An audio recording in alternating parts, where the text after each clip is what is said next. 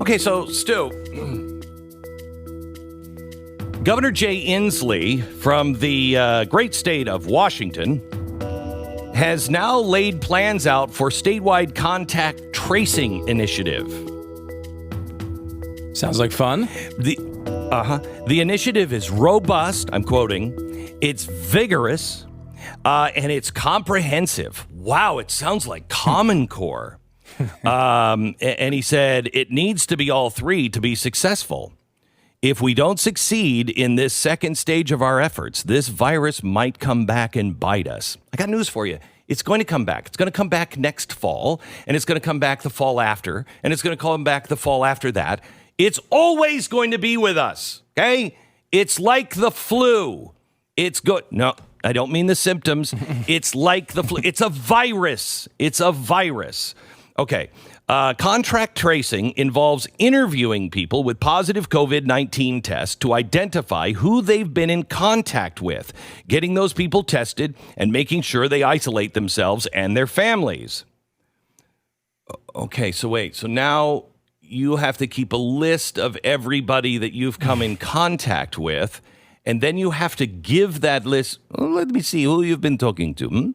It will be interesting because, obviously, some of that, right, is very basic disease prevention, right? If there's a measles outbreak, yes. They would do that. I mean, it's, that's just interviewing. They've been doing that forever. The question is, when it comes to a Jay Inslee approach to that, is it going very, very far down that road? Well, he needs 100% compliance. Just 100%? 100%. Just 100%. Oh, he needs 100%. And they're going to send people to your home, and they're going to be conducting these interviews. And if you refuse to take another test or self-isolate or give them the names of people you have been with lately, then I want to quote him exactly. We will have attached to the families a family support person who will check in with them to see what they need on a daily basis and help them. If they can't get a friend to do their grocery shopping, we'll help them with their groceries in some fashion.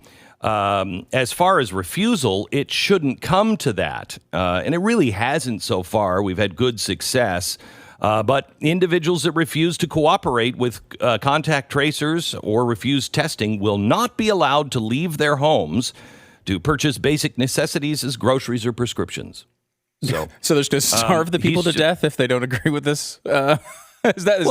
He said they're going to have somebody to go grocery shopping for you. You'll just be in prison in your home. You will not be allowed to ever leave your home unless you participate. And only 100% need to do that. Oh, okay. So Yavel. Because I thought what he was saying was if you participate in the program, they will bring you the groceries because you're isolating. So if you're saying if they don't participate in the program, they're still going to shop for them? Yeah, wait a minute. The family support who will check and see what they need on a bit. Oh, yeah. Yep.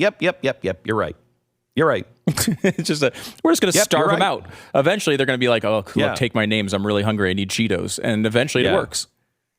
You know what? It worked in those really nice, I don't know if you saw the subdivisions that the Germans made in Poland for the Jews.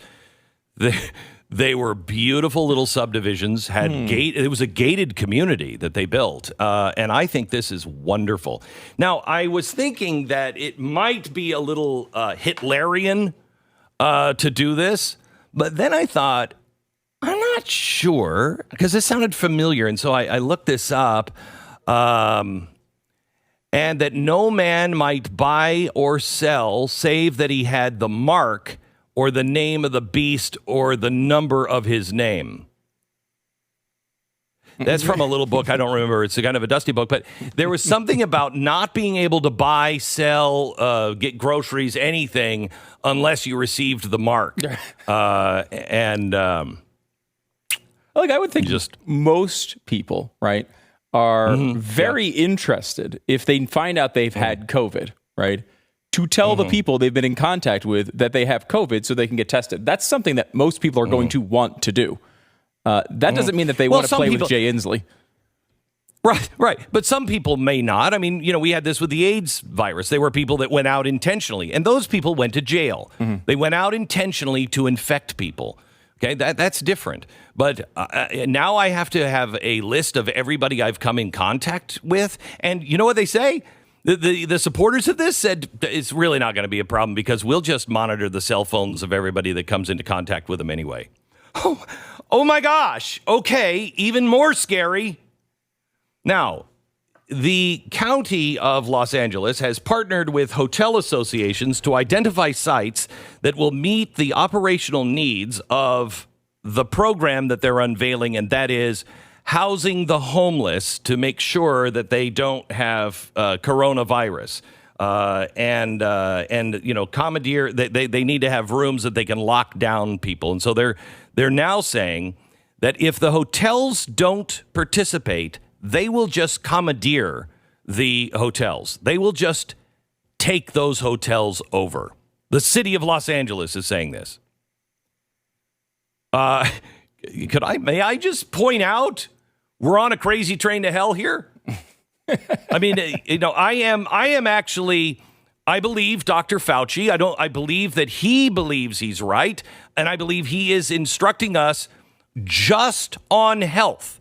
There needs to be the balance of psychological help, our rights, and our economy. Okay? So when we balance him, I'm fine. But the media seems to only be taking his side of it and then trying to pit him against Donald Trump to break up this relationship like they do all the time.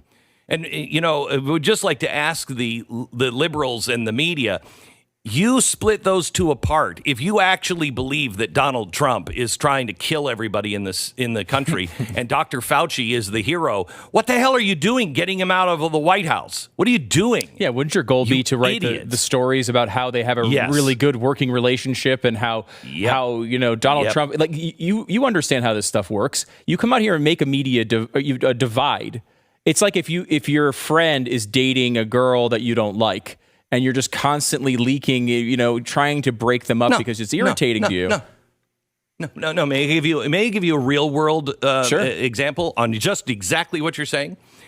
The guy who I grew up with, Robert, he's like my brother. Okay, he lived in my house for a long time, and we grew up together.